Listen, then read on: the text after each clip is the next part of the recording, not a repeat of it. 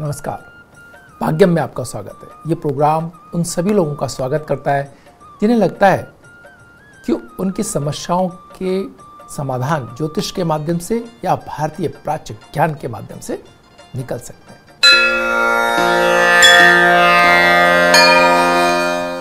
आज 10 मई 2020 है, ज्येष्ठ मास चल रहा है, कृष्ण पक्ष है, तिथि तृतीया है और वार रविवार है। विक्रम संवत 2077 है, प्रमादी नाम का संवत्सर चल रहा है। शक संवत 1942 है, सूर्य समय उत्तरायण में है, ग्रीष्म ऋतु चल रही है और मुस्लिम तारीख 16 है। रमजान का माह चल रहा है। हिजरी सन 1441 है। तृतीया तिथि 8:04 तक है, उसके उपरांत चतुर्थी तिथि आरंभ हो जाएगी।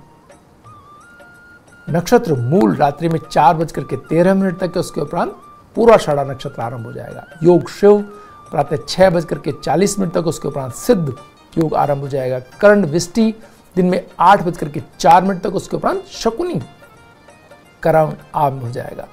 और सूर्योदय जयपुर में 5:46 पर और सूर्यास्त 7 बजे हो रहा है। ग्रहों का गोचर में देखें तो सूर्य अपनी उच्च राशि मेष के अंदर है, मंगल शनि की राशि कुंभ के अंदर है, बुध शुक्र की राशि वृष के अंदर है, बृहस्पति शनि की राशि मकर में है और शुक्र अपनी स्वयं राशि वृष के अंदर है। शनि अपनी स्वयं की राशि मकर के अंदर है, राहु अपनी उच्च राशि मिथुन के अंदर है और केतु अपनी उच्च राशि धनु के अंदर है और चंद्रमा भी आज धनु राशि के अंदर है। ग्रहों की बात करें तो भद्रा दिन में 8:04 तक है और गणमूल रात्रि में 4:13 तक है। व्रत त्योहार की बात करें तो चतुर्थी व्रत आज है और चंद्रोदय जयपुर में रात्रि के अंदर 10:21 पर हो रहा है।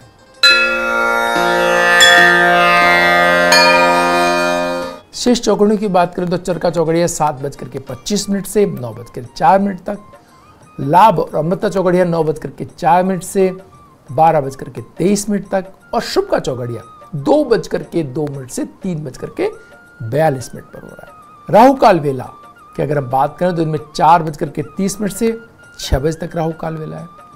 जो लोग राहु काल में शुभ कार्यों को प्रारंभ नहीं करते हैं और उनको टाला जाना भी संभव ना हो आज के दिन में, तो आप मिष्ठान का सेवन करके अपने वो कार्य कर सकते हैं। इससे राहु काल के दुष्प्रभाव में कमी आएगी। आइए अब बात करते हैं आज के दिन के मूड की। आज चंद्रमा और केतु साथ के अंदर है, चंद्रमा राहु से दृष्ट है। साथ ही साथ मंगल शनि की दूसरी राशि कुंभ के अंदर है। मित्रों, ये एक ऐसी स्थिति है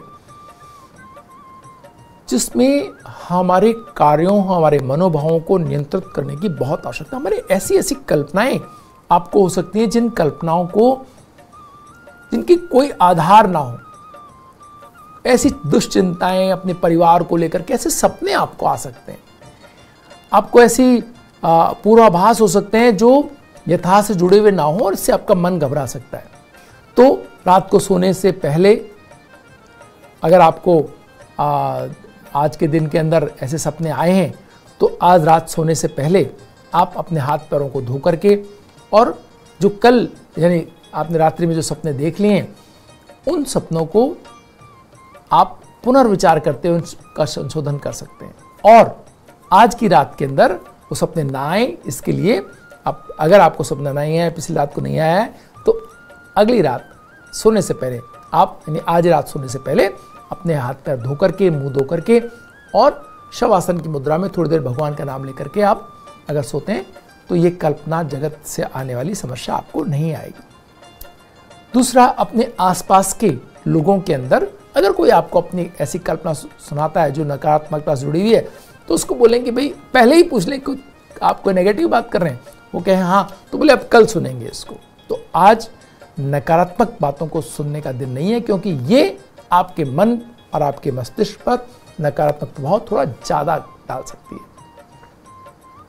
तो ऐसी चीज़ों को न पढ़ें, न सुने, न देखें और जितना ज़्यादा हो सके पॉजिटिव चीज़ों की तरफ जाएं, जितना हो सके सकारात्मक चीज़ों की तरफ अपने आप को बढ़ाएं, अपने कार्यों को बढ़ाएं।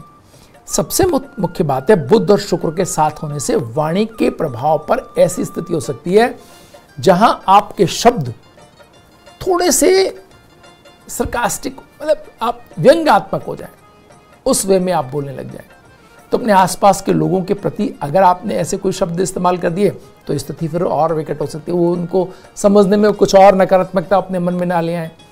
तो आपको सुबह से इस बात का ख्याल रखना है कि किसी भी सूरत में ऐसे लोग, ऐसी भाषा, ऐसी चीज़ों का जिसके छिपे मतलब कुछ और निकाल जा सकते हो, बिल्कुल भी इस्तेमाल करने का समय नहीं है।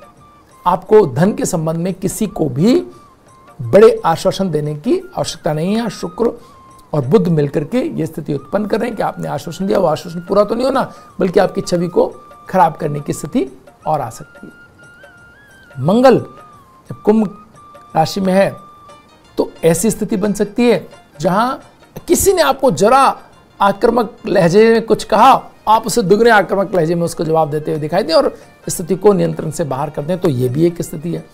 कहीं कोई जो लोग नियंत्रण संभाल रहे हैं, जो फ्रंट लाइन के अंदर हमारे जो सुरक्षा अधिकारी हैं, स्वास्थ्य अधिकारी हैं, वो जहाँ पर कहीं लगे हुए हैं, वहाँ वो देखेंगे कि सामने से कुछ नकारात्मकता उनको दिखाई दे सकती है। तो बहुत ही तुरंत गति से पीछे हट करके बिना उस आक्रामकता का जवाब आक्रामकता से दिए, शांत हो जाने के बाद चीज़ें ठीक करने की तरफ बढ़ने का आज दिन है।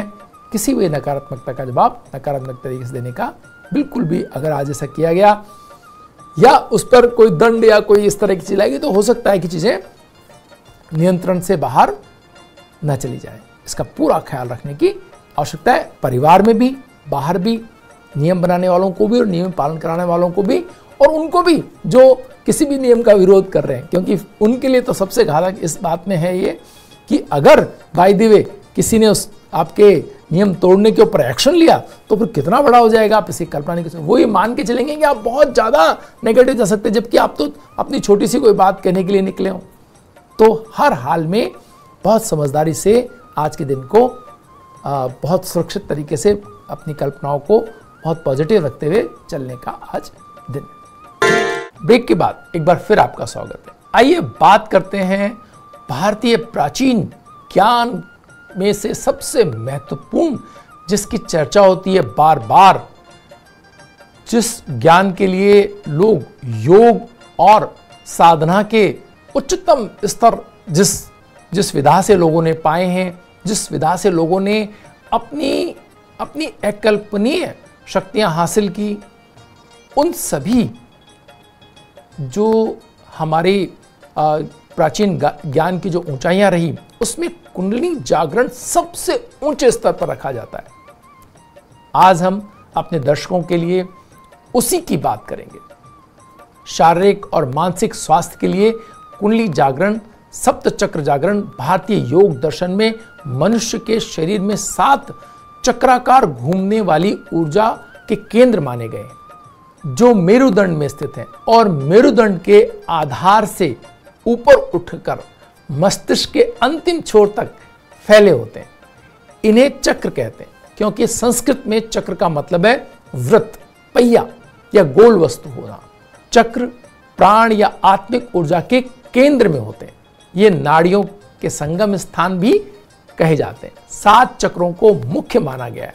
यौगिक ग्रंथों में इन्हें शरीर के कमल भी कहा गया है। इनका वर्णन हमारे उपनिषदों में मिलता है। प्रत्येक चक्र को एक विशेष रंग में प्रदर्शित किया जाता है और उसमें कमल की एक निर्धारित संख्या और पंखुड़ियां होती हैं। हर पंखुड़ी में संस्कृत का एक अक्षर हमने निर्धारित किया या हमने माना कि इसकी ध्वनि इसको रिप्रेजेंट करती है। इन अक्षरों में से एक अक्षर उस चक्र की मुख्य ध्वनि का प्रतिनिधित्व भी करता है। ये चक्र प्राण ऊर्जा के केंद्र है। ये प्राण ऊर्जा कुछ वाहिकाओं में बहती है, जिसको नाड़ियां कहते हैं। हमारे शरीर में लगभग 72,000 नाड़ियां हैं, जिसमें शरीर का संचालन करने में प्रमुख 12 नाड़ियां दिमाग में है। सुषुम्ना एक मुख्य नाड़ी है जो मेरुदंड में स्थित है।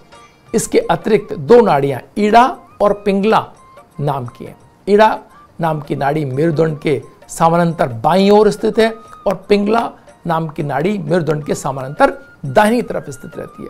ईड़ा और पिंगला मस्तिष्क के दोनों गोलार्धों से संबंध बनाए रखती है। पिंगला बहिर्मुख सूर्य नाड़ी है जो बाएं गोलार्ध से संबंध रखती है, और इड़ा अंतर्मुखी चंद्र नाड़ी है जो दाएं गोलार्ध से संबंध रखती है।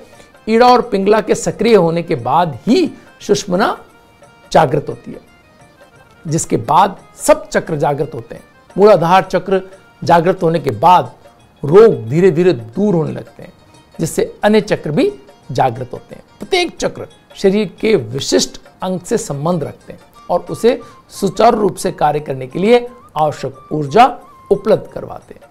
हर चक्र एक निश्चित स्तर तक की ऊर्जा कंपन को वर्णित करता है, और विभिन्न चक्रों में मानव के शरीर एवं भावनात्मक पहलू भी प्रतिबिंबित होते हैं। नीचे के 3 चक्र मूलाधार चक्र, स्वादिष्ठान चक्र और मणिपुर चक्र बुनियादी व्यवहार और आवश्यकताओं से संबंधित हैं। ये तीनों चक्र अपेक्षाकृत कम आवृत्ति पर कंपन करते हैं, जबकि ऊपर के शेष 4 चक्र उच्च मानसिकता और आध्यात्मिक ऊर्जा से संबंधित है। चक्रों में ऊर्जा का उन्मुक्त प्रभाव हमारे स्वास्थ्य और शरीर, मन और आत्मा के संतुलन को सुनिश्चित करता है। ये सभी चक्र प्राण ऊर्जा का संचय, रूपांतरण और प्रवाह करते हैं, और भौतिक देह के लिए प्राण ऊर्जा के प्रवेश द्वार कहे जाते हैं। इस प्राण ऊर्जा के बिना भौतिक देह का अस्तित्व और जीवन संभव नहीं है। सप्त चक्रों को जागृत करने के लिए आहार और व्यवहार में शुद्धता, पवित्रता की बहुत आवश्यकता होती है। दिनचर्या में जल्दी उठना, जल्दी सोना, सात्विक आहार, प्राणायाम, धारणा और ध्यान करना बहुत आवश्यक होता है। अपने मन और मस्तिष्क को नियंत्रण में रख करके लगातार चक्रों को जागृत करने का प्रयास करें तो शरीर सुदृढ़ होता है, सक्षम होता है, साथ ही साथ अपार मानसिक शक्तियां भी विकसित हो चली जाती हैं, और आपको अपने संपूर्ण आसपास के एनवायरनमेंट पर, अपने ऊपर, अपनी मानसिक शक्तियों पर पूरा नियंत्रण मिलने लगता है। आध्यात्मिक विकास भी होता है। इसके लिए योग गुरु की सलाह लेनी चाहिए, उनकी सलाह के बगैर बहुत मुश्किल है। फिर भी ये इस प्रोग्राम के तहत हम आपको वो ज्ञान बता रहे हैं, अगर आप इन प्रयास करते हैं अपने तौर पर, अपने गुरु के माध्यम से अगर इस तरफ आगे बढ़ते हैं, इसकी जानकारी आप रखते हैं, तो आप देख सकते हैं आपके बच्चे अगर इस मेडिटेशन जिसको जो है पाश्चात्य जगत ने मेडिटेशन का ध्यान हम जो कहते हैं, उसके माध्यम से आप इस ऊर्जा को अगर आप संचालित करने में कामयाब हुए, अगर आप सफलता पा सके, तो इससे बेहतर कुछ नहीं। जैसे एक घर के अंदर इलेक्ट्रिक का जो कनेक्शन है, जो उस बिजली का प्रवाह है, उससे आप पंखा भी चला सकते हैं, एसी ठंड करने के लिए चला सकते हैं, आप गीजर से पानी गर्म कर सकते हैं, इंडक्शन से खाना बना सकते हैं, विभिन्न प्रकार के कार्य उस ऊर्जा से आप कर सकते हैं अपने घर के अंदर। इसी प्रकार आप अपने शरीर के अंदर एक ऊर्जा विकसित करके, ऊर्जा बना करके विभिन्न प्रकार के कार्य इस शरीर के माध्यम से आप कर सकते हैं। और इसकी हमारे जो ऋषि मुनियों ने इसकी जो बताई है, जो इसकी ऊंचाई, उसकी तो कल्पना भी नहीं कर सकते। जितना आप पढ़ेंगे, जानेंगे, ये रुचि जगाने के लिए आपको ये प्रोग्राम में हम इस स्तर पर लेके आए, इस विधा की तरफ आपका ध्यान आकर्षण करना हमारा उद्देश्य है। कि अगर आपका ध्यान इस तरफ गया और आप इस ऊर्जा के संचलन में कामयाब हुए, तो क्या कमाल भारतीय जो है मनुष्यों ने किया, कितना उन्होंने ऊंचाइयां हासिल की, इसकी कोई मिसाल मिलना मुश्किल है। यहां से आप इस तरफ आपका ध्यान जाए और आपके प्रयास शुरू हों, आरंभ हो, तो आप देखेंगे कि धीरे धीरे कितनी ऊंचाई हम अपने बच्चों या स्वयं हम पाते चले जाएंगे। कितना नियंत्रण हमारी भावनाओं पर, अपने कार्यों पर, अपने मस्तिष्क पर, अपनी हर उस चीज पर, अपने इवन रोगों पर, रोग प्रतिरोधी क्षमता पर, इन सब पर हमारा नियंत्रण धीरे धीरे स्थापित होता चला जाएगा, और एक तरह से हम जीवन को सही मायने में जीना सीख जाएंगे। तो इस क्रम में सबसे पहला जो आधार चक्र है वो मूलाधार है। दूसरा चक्र स्वादिष्ठान है, ये तिक चक्र कहलाता है। मणिपुर नाभि चक्र है, नाभि स्थान है इसका। अनाहत चक्र हृदय के अंदर स्थित है, और विशुद्ध चक्र कंठ के अंदर स्थित है। आज्ञा चक्र तृतीय नेत्र हमारे जो है दोनों भवों के बीच में स्थित है, और सहस्त्रार चक्र शीर्ष हमारे मस्तिष्क के अंदर उपस्थित है। तो ये सातों चक्र जो है, ये यहाँ इन प्रमुख 7 चक्र हम इनको कहते हैं। इनके अंदर जो है हमारी ऊर्जा विभिन्न प्रकार के चक्रों के अंदर प्रवाहित होती रहती है। जिस भी चक्र को हम जागृत कर लेते हैं या ऊर्जा जिस चक्र को हम देते हैं, उस चक्र से संबंधित कार्य हम सफलतापूर्वक कर पाते हैं। शरीर के ये 7 चक्र जागृत हों तो इसे ही कुंडली जागरण कहा जाता है। शरीर के सभी अंग एक एक चक्र से जुड़े हुए हैं। चक्रों के सक्रिय होने से वे अंग स्वस्थ रहते हैं, जबकि उस चक्र के निष्क्रिय रहने से वो अंग अस्वस्थ होकर अलग अलग रोगों का कारण बन जाते हैं। अगले एपिसोड्स में हम बात करेंगे इन चक्रों का स्थान क्या है, इन चक्रों का स्वरूप क्या है, ये किस पंच महाभूत से संबंधित हैं, किस चक्र में कौन से अंग जुड़े हुए हैं, किस चक्र से कौन से शारीरिक रोग जुड़े हुए हैं, साथ ही किस किस चक्र से उन चक्रों से जुड़े हुए हार्मोन्स में असंतुलन होने से शरीर की किन किन क्रियाओं में असंतुलन आ जाता है, कौन कौन सी भावनाएं किन किन चक्रों से जुड़ी होती हैं, जिससे उस चक्र के सक्रिय या निष्क्रिय होने पर कौन कौन सी भावनाएं परिवर्तन एक व्यक्ति में स्पष्ट तौर पर देखे जा सकते हैं। आइए बात करते हैं सितारों के सितारे में आलिया भट्ट जी की। आलिया भट्ट भारतीय फिल्मों की प्रसिद्ध युवा अभिनेत्री और सिंगर हैं। वे निर्माता महेश भट्ट और अभिनेत्री सोनी राजदान की बेटी हैं। 1993 में रोमांचक फिल्म संघर्ष में बाल कलाकार के रूप में अभिनय की शुरुआत करने के बाद भट्ट ने 2012 में करण जौहर की romantic film student of the year में अपनी पहली प्रमुख भूमिका निभाई। इस फिल्म में आलिया भट्ट को कई पुरस्कार प्राप्त हुए और फिल्म फेयर पुरस्कार में बेस्ट फीमेल डेब्यू का नॉमिनेशन मिला। वर्ष 2014 में हाईवे, 2014 में ही 2 स्टेट्स और हम्प्टी शर्मा की दुल्हनिया, 2016 में उड़ता पंजाब इनकी सबसे चर्चित सफल फिल्में रहीं। आइए हम उनके उपलब्ध जन्म पत्र के माध्यम से उनके व्यक्तित्व की विशेषताओं को समझने का प्रयास करते हैं। हमारे पास उपलब्ध कुंडली जो मकर लग्न की कुंडली है। मित्रों, मकर लग्न की कुंडली में शनि बुध के साथ में द्वितीय स्थान के अंदर, इसके मायने क्या है? इसके मायने ये हैं कि शनि अपनी ही दूसरी राशि में होने ने इनको एक स्थिति बहुत ही ऊंची प्रदान की कि इनका जो जन्म है एक ऐसी जगह पर हुआ जहां संघर्ष बहुत ज्यादा नहीं थे फिल्म में आने के लिए। और साथ में बुध में, शनि और बुध दोनों साथ होने के अंदर हम देखते हैं कि एक अलग तरह की डायलॉग डिलीवरी इनको मिली।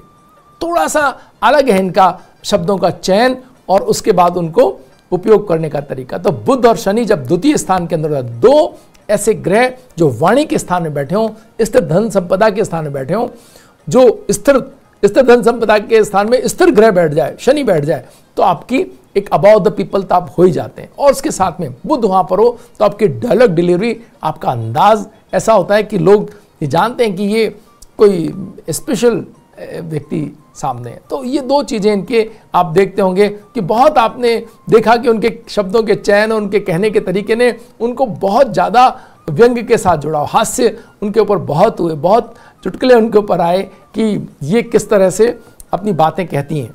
वो सब इसी का एक आप ये बुध और शनि का जो साथ है इसने उनको ये स्थिति प्रदान करी। साथ ही साथ शुक्र और सूर्य कीर्ति स्थान के अंदर, शुक्र उच्च का होकर के कीर्ति स्थान में होना मित्रों कितनी ऊंची स्थिति प्रदान करता है, इसकी सहज कल्पना की जा सकती है जब आलिया भट्ट की बात हो तो। यानी कि शुक्र उच्च का जिस कुंडली के अंदर हो और वो भी कीर्ति स्थान में हो तो व्यक्ति आप जन्म के साथ ही उस पर लाइट है। उसके बाद वो छोटी बाल कलाकार से वहाँ पर अपनी एक वो दिखा रही हैं और उसके बाद हर फिल्म में एक के बाद एक फिल्म में आप देखेंगे, देखते जा रहे हैं हम कि वो उनको प्रसिद्धि और ऊंचाई मिलती जा रही है। तो ये एक ऐसी स्थिति है कि जो अब एक तरह से देखें तो उनके लिए जो उपलब्ध हीरोइन है उनके अंदर एक पूरा स्थान उनके लिए खाली हो गया है, क्योंकि जो सीनियर हैं वो सब अपने जो अलग अलग उनमें व्यस्त हो गए हैं और जूनियर कोई उनको उतना कंपटीशन में उनके सामने खड़ा नहीं है जो इतने संसाधनों के साथ बिल्कुल मैदान के अंदर हो। तो एक तरह से वैक्यूम के अंदर वो सामने खड़ी है। साथ ही साथ बृहस्पति से दृष्ट शुक्र, यानी उच्च का शुक्र पहले ही और फिर वो बृहस्पति से दृष्ट लग्न क्या स्थिति उत्पन्न करता है मित्रों। हम देखते हैं कि उनके जीवन के अंदर न धन की कमी है, न व्यवस्थाओं की कमी है और उसके साथ ही उनको सूर्य और बृहस्पति का जो ये संबंध है ये कहीं ना कहीं एक कॉन्फिडेंस बहुत ऊंचे दर्जे का देता है, एक आत्मविश्वास देता है जो उनके हर चीज से झलकता है कि वो न तो डरती हैं और न कोई चैलेंज लेने में सकुचाती हैं। तो वो एक बहुत महत्वपूर्ण तरीके से इनकी ज़िंदगी के अंदर दिखाई दे रहा है। एक बहुत महत्वपूर्ण बात यहाँ पर दिखाई देती है जब चंद्रमा वृश्चिक राशि में राहु के साथ है और पंचम स्थान को देखता है। ये पंचम स्थान को देखता हुआ जो चंद्रमा है ये भावनात्मक रूप से बड़ी उथल पुथल ज़िंदगी के अंदर लेके आता है। ये आपके जीवन को के ऊपर बहुत सारी बातें चंद्रमा और राहु के साथ आप कर सकते हैं। तो यहाँ वो सारी चीज़ें इनकी ज़िंदगी के अंदर हमको दिखाई देती हैं। इनकी हर चीज़ के ऊपर बहुत सारी एक गाथा कही जा सकती है। और साथ ही साथ इनके जो भावनात्मक संबंध हैं उनके बारे में भी बहुत चर्चाएं आप इन दिनों देख रहे होंगे। तो ये सब चीज़ों के बीच ये राहु और चंद्रमा का जो एक संबंध है ये कहीं ना कहीं इनको इस तरह की भावनात्मक जो कंट्रोवर्सी कह लें या बहुत ऊंचाई कह लें या उसके बाद के तनाव या उसके बाद की खुशियां कह लें, इन सब से जोड़ने के लिए तत्पर खड़ा है यहाँ पर। तो हम देखेंगे कि इनके जीवन के अंदर किस तरह से भावनात्मक ऊंचाई ये पाती हैं अपने जीवन में, कैसे उपलब्ध चीज़ों का सदुपयोग करें तो फिर ऊंची भावनात्मक स्थिति को प्राप्त करें। अन्यथा यहाँ पर चंद्रमा चीज़ों को थोड़ा तनाव भरा बनाने के लिए बिल्कुल रेडी खड़ा है।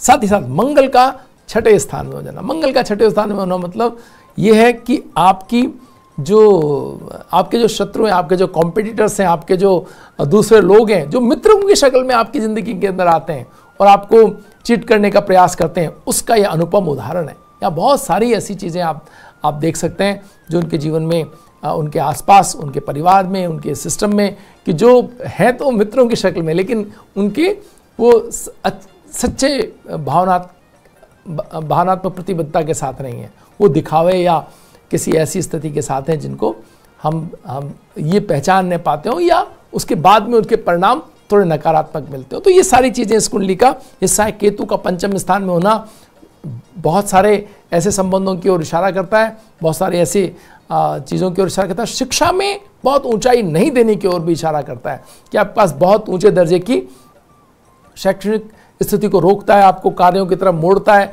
और आपको कार्यों में सफलता देना चाहता है, न कि शिक्षा के जगत से पाने वाली सफलताओं को। तो ये हम जिन भी कुंडलियों के अंदर जो कला की जगत में अपना स्थान बनाना चाहते हैं जो लोग, उनकी कुंडली में हम देख सकते हैं कि वो अगर कला की जगत में सफल होना चाहते हैं तो फिर ये देखें कि क्या उनकी कुंडली के अंदर पंचम स्थान के अंदर कुछ ऐसे ग्रह हैं जो सीखने के लिए, जो शिक्षा से अलग हट करके उनको एक 1-to-1 व्यक्तियों से, घटनाओं से, इनसे सीखने के लिए आपको प्लेटफॉर्म दें। भाग्य में आज इतना ही। कल फिर हाजिर होंगे नई कुंडली के साथ। तब तक के लिए नमस्कार।